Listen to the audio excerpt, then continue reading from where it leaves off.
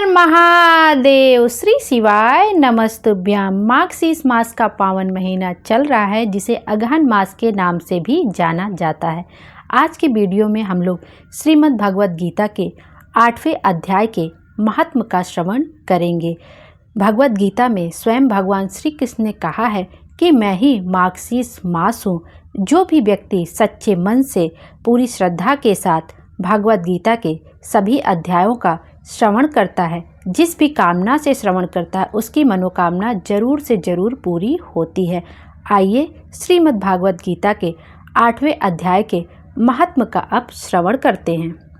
भगवान शिव कहते हैं, हे देवी, अब 8वें अध्याय का महात्म सुनो। उसको सुनने से तुम्हें बड़ी प्रसन्नता होगी। लक्ष्मी जी के पूछने पर भगवान विष्णु ने उन्हें इस प्रकार 8वें अध्याय का महात्म बतलाया था। दक्षिण में आमर्दकपुर नामक एक प्रसिद्ध नगर है।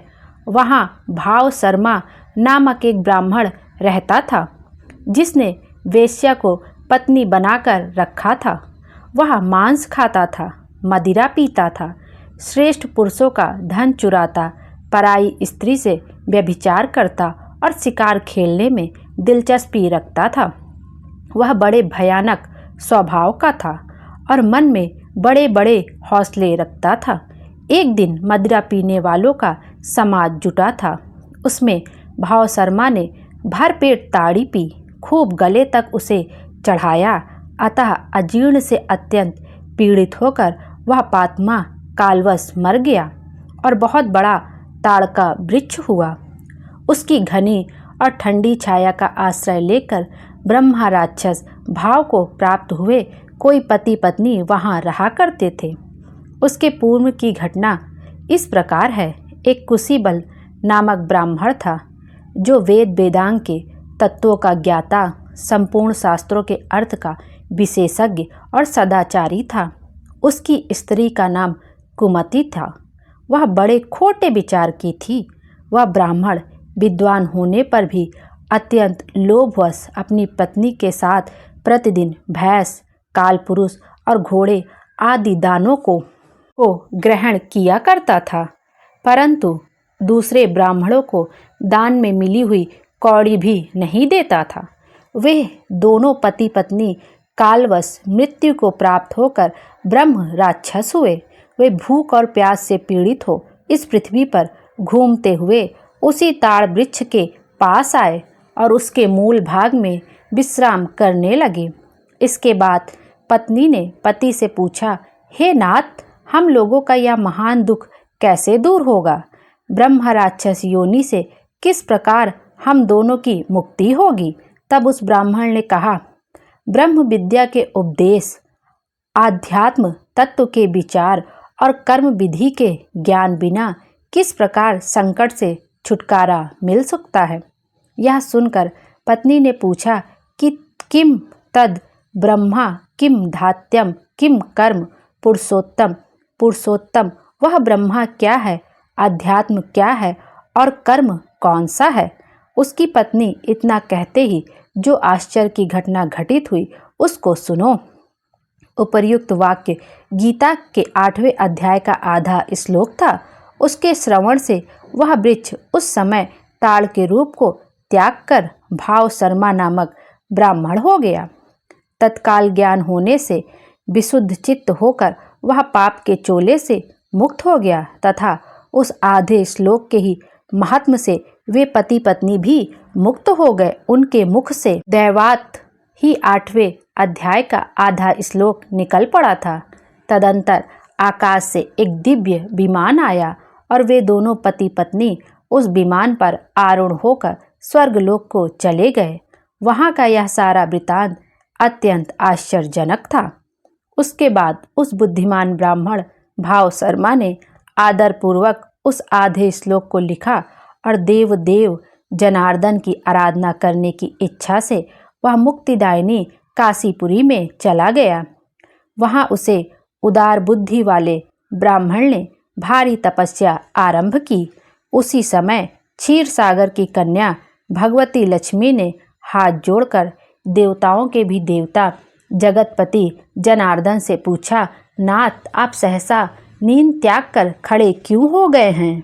श्री भगवान बोले, देवी, काशीपुरी में भागीरथी के तट पर बुद्धिमान ब्राह्मण भाव शर्मा मेरे भक्ति रस से परिपूर्ण होकर अत्यंत कठोर तपस्या कर रहा है। वह अपनी इंद्रियों के वश में करके गीता के 8वें अध्याय के आधे श्लोक का जप करता है। मैं उसकी तपस्या से बहुत संतुष्ट हूँ। बहुत देर से उसकी तपस्या के अनुरूप फल का विचार कर रहा था। प्रिय, इस समय वह फल देने को मैं उत्कंठित हूँ। पार्वती जी ने पूछा, भगवान श्री हरि सदा प्रसन्न होने पर भी जिसके लिए चिंतित हो उठे थे, उस भगवत भक्त भाव शर्मा ने कौन सा फल प्राप्त किया? श्री महादेव जी बोले, देवी, द्विज श्रेष्ठ भाव शर्मा प्रसन्न हुए। भगवान विष्णु के प्रसाद को पाकर आत्यंतिक सुख मोक्ष को प्राप्त हुआ तथा उसके अन्य वंशज भी जो नरक यातना में पड़े थे, उसी के शुद्ध कर्म से भगवत धाम को प्राप्त हुए।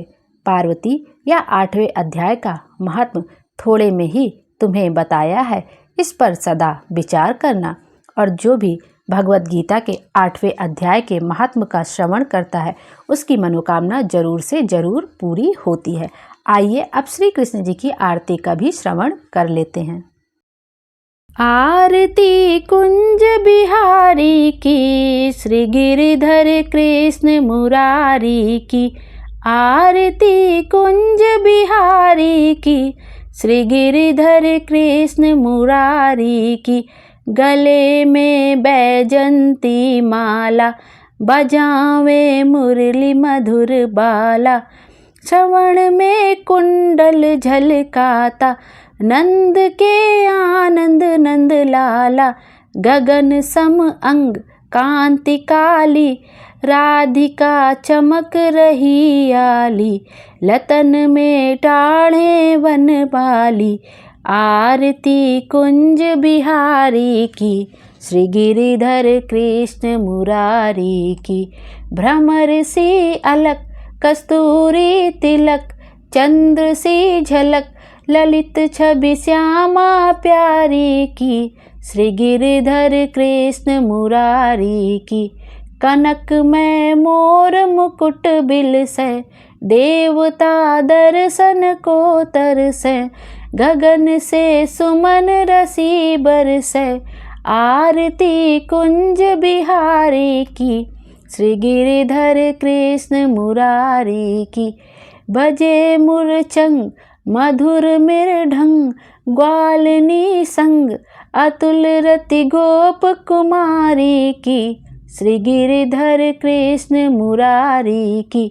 जहाँ ते प्रगट भई गंगा, कलुष कलिहारणी श्री गंगा।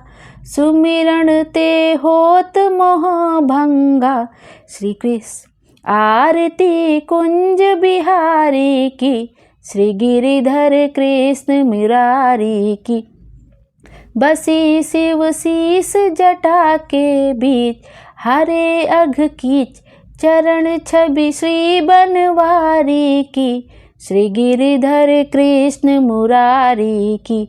चमकती उज्ज्वल तट रेणु, बज रही वृंदावन बेनु। चहु दिशि गोपी ग्वाला धेनु, आरती कुंज बिहारी की। श्री गिरिधर कृष्ण मुरारी की।